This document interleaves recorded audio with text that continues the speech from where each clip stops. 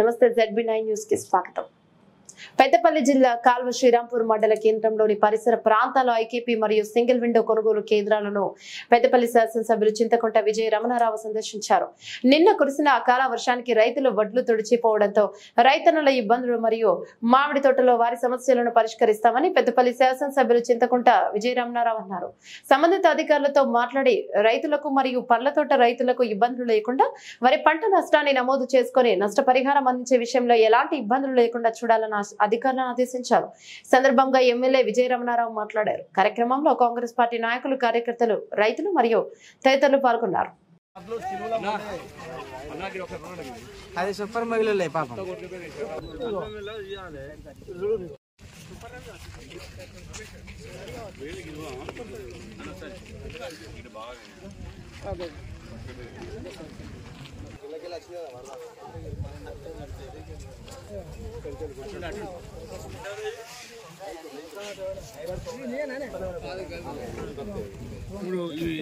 ఉన్నాడు అయినా రైతు ఉన్నాడు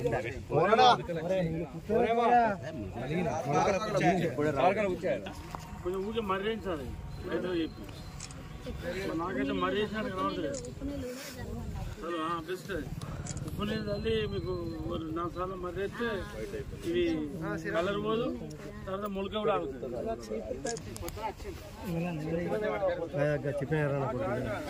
ఫోన్ తీసుకో మనం మాట్లాడిస్తాం.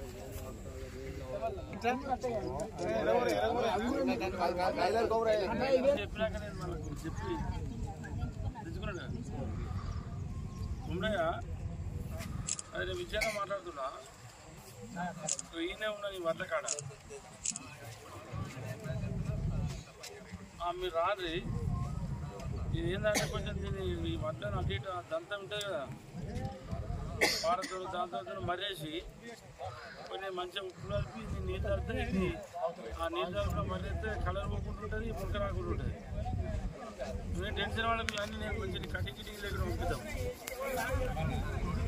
తప్పకుండా తప్పకుండా తప్పకుండా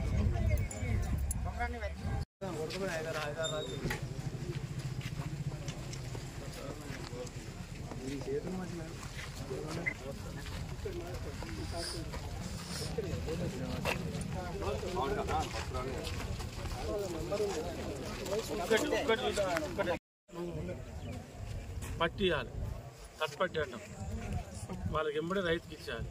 రైతుకు సెంటర్కు మిల్లుకి ఏం సంబంధం ఉండదు. ఏదైనా ఉంటే సంబంధిత మీరు ఎవరితో మాట్లాడతారు, మీ బాస్ ఎవరు?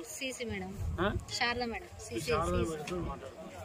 వాళ్ళు సంబంధిత ఏపీతో మాట్లాడతారు. అవసరమైతే అధికారులు ఇన్వాల్వ్మెంట్ అవుతారు, వాళ్ళతో కానప్పుడు నేను ఇన్వాల్వ్మెంట్ అవుతాను. కానీ ఏదో కూడా కటింగ్ జరగడానికి అవకాశం లేదు, అటువంటి వీలే ఉండదు ఎక్కడ. సరేనా? చెప్పండి.